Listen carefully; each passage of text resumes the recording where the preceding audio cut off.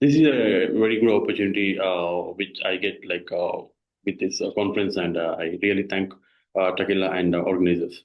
So I quickly jump into my topic. See, uh, imagine or just we go dig back, starting from the 1948, where a term called a stored program is called as a software application. So starting is a CalC application, okay, or else starting from 1990 the websites.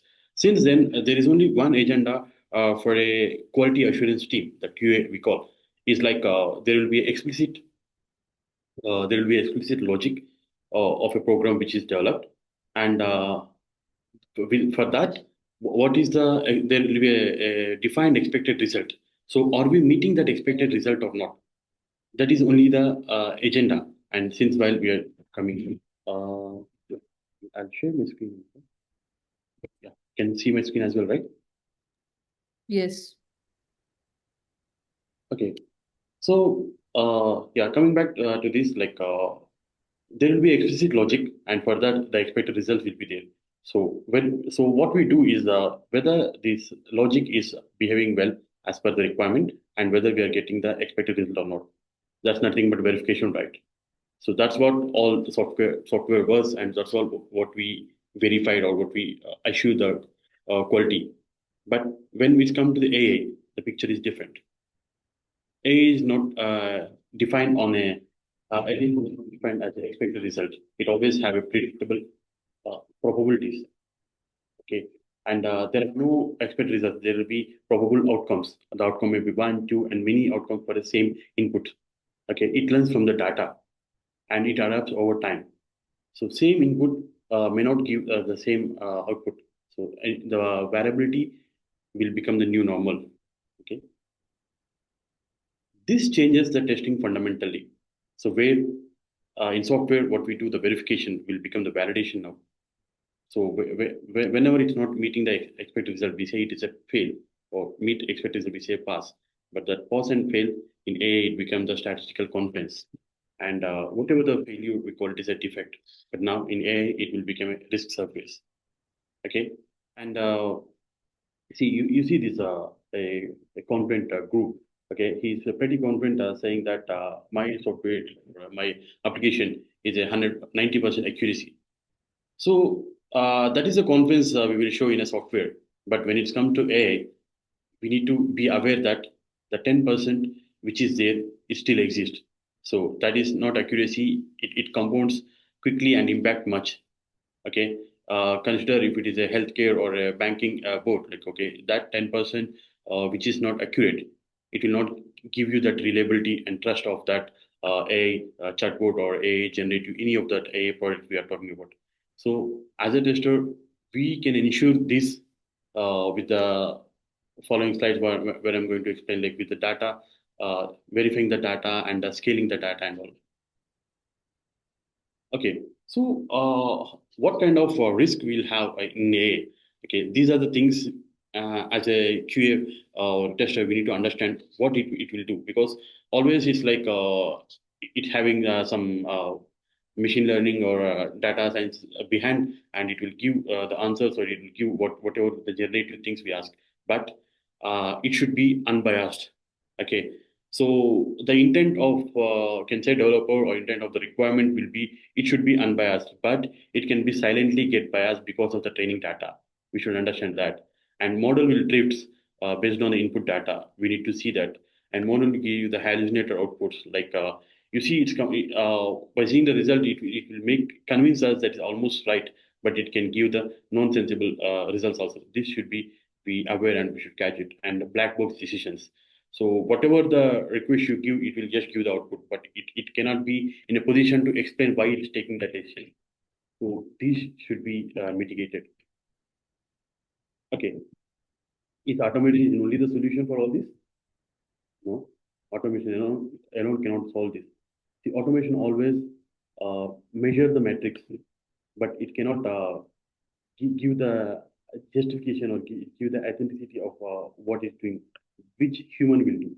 The human interprets the meaning out of it, and he can do the judgment, and he can do the contextual validation. That's where my topic. the human edge in AI test comes. What human can do, at what level human can go, make this AI works as expected. So a human tester can do contextual validation. He can do exploratory probing.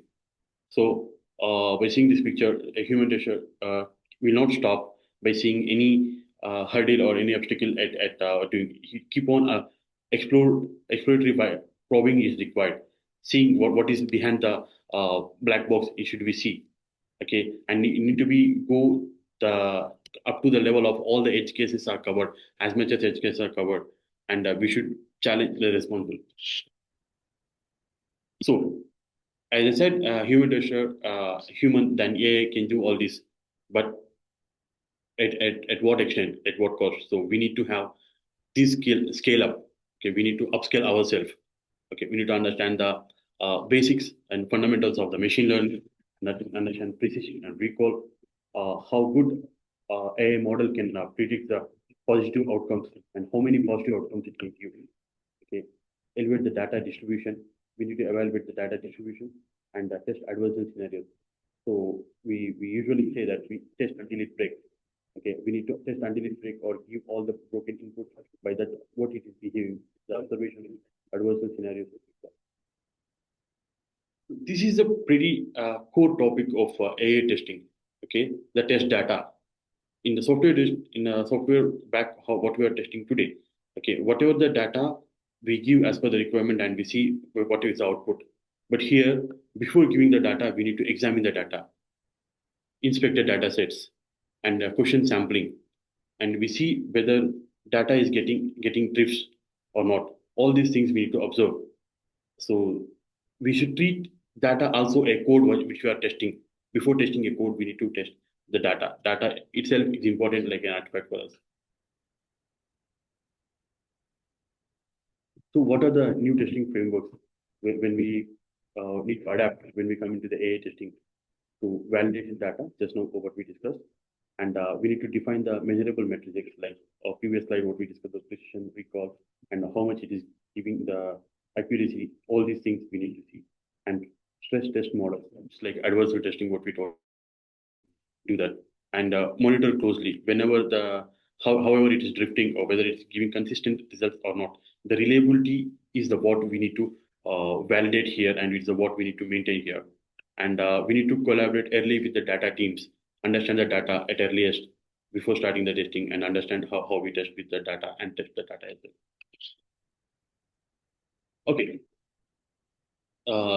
scaling up all these, understanding how is this AI testing works, and scaling up from our regular QA knowledge to the AI level. So what it will give, it can bring you to the many levels. Okay, if we as a QA we can lead AI governance.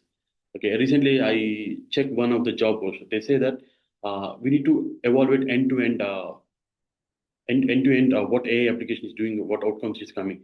Meaning we will be the responsible of the whole AI development for all the LLMs. Okay, we can go to that position. We can influence the model design. As we examine the data itself, we can guide like how the model should be designed and safeguard the fairness. And also, it is all things will eventually elevate our role. This is the our main goal should be, right. Okay. So what should be at what level the QA should be elevated?